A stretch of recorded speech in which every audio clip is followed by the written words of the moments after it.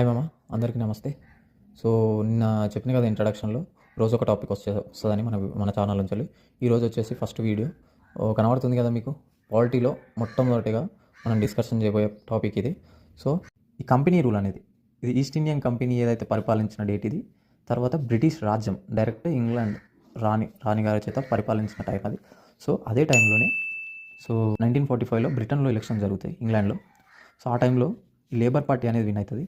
Labour party నుంచి అట్లీ అంటాడు PM అయ్యి, ఈ అట్లీ ఏం చేస్తాడు, క్యాబినెట్ మిషన్ అని ముగ్గురిని పంపిస్తాడు భారతదేశానికి. ఎవరిని?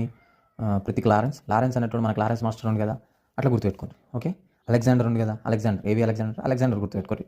సో సాల్ఫర్డ్ క్రిప్స్, ఈ క్రిప్స్ అనేటోడు ఎట్లాగో మనకు గుర్తుంటాడు. ఎందుకు? 1942లో క్రిప్స్ ప్లాన్ వస్తుంది కాబట్టి అదిలో గుర్తుపెట్టుకోండి.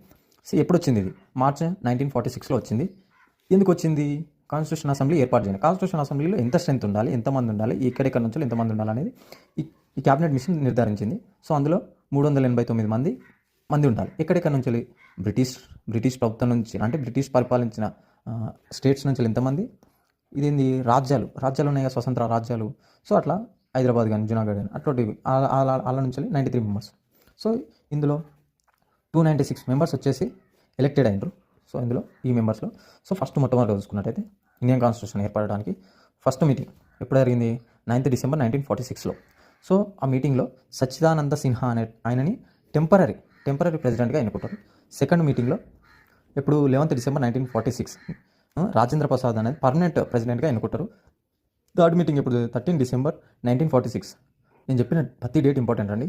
అట్లా మేకింగ్ ఆఫ్ ఇండియన్ కాన్స్టిట్యూషన్కి 22 కమిటీస్ ఏర్పడతాయి. ఆ 22 కమిటీస్లో మెంబర్స్ ఎట్లా వస్తారంటే ఈ మెంబర్స్లో 389 ఉంటుంది కదా, ఈ మెంబర్సే ఇందులో సభ్యులై ఉంటారు. కొన్ని ఇంపార్టెంట్ కమిటీస్ చూసుకుందాం. డ్రాఫ్టింగ్ కమిటీ వచ్చేసి అంబేద్కర్ ఇస్ ద చైర్పర్సన్. అందులోనే గోపాలస్వామి, కృష్ణస్వామి, సదులా, ఎండి సైదులా, కే మున్షి, మిట్టల్ అండ్ కైటన్. సో వీళ్ళు ఎవరైతారో వీళ్ళు ఇంపార్టెంట్. ఈ మిట్టల్ ప్లేస్లో మాధవరావు అనే తర్వాత వస్తాడు. ఈ కైటన్ అనే ప్లేస్లో కృష్ణమాచార్య. వీళ్ళందరూ లా మెంబర్స్ అయితే కృష్ణమాచార్య ఒకడు లా మెంబర్ కాదు, ఇది గుర్తుపెట్టుకోండి. So union powers and union constitution వచ్చేసి నెహ్రూ. సో ఫండమెంటల్ రైట్స్ మరియు అడ్వైజరీ కమిటీ, ప్రొవిజనల్ కాన్స్టిట్యూషన్ వచ్చేసి Sardar Vallabhbhai Patel. Steering committee and national flag, rule and procedures committee Babu Rajendra Prasad. So అట్లే ఎంత టైం పట్టింది మరి ఈ కాన్స్టిట్యూషన్ ప్రిపేర్ చేయడానికంటే 2 years 11 months 18 days. ఇది ఇంపార్టెంట్, చాలాసార్లు వచ్చింది. ఎన్ని సెషన్స్ అయినాయి? 11 సెషన్స్ ఆమోదించుకున్నాం. అంటే ఎప్పుడు రెడీ అయ్యింది? 26 November 1949లో రెడీ అయిపోయింది. మరి ఎప్పుడు అది ఏంది ఎంఫోర్స్మెంట్లోకి వచ్చిందంటే 26 Jan 1950లోకి ఫోర్స్లోకి వచ్చింది ఎంఫోర్స్మెంట్. ఎందుకు ఈరోజు అంటే ఇది లాహోర్ మీటింగ్లో ఉంటుంది.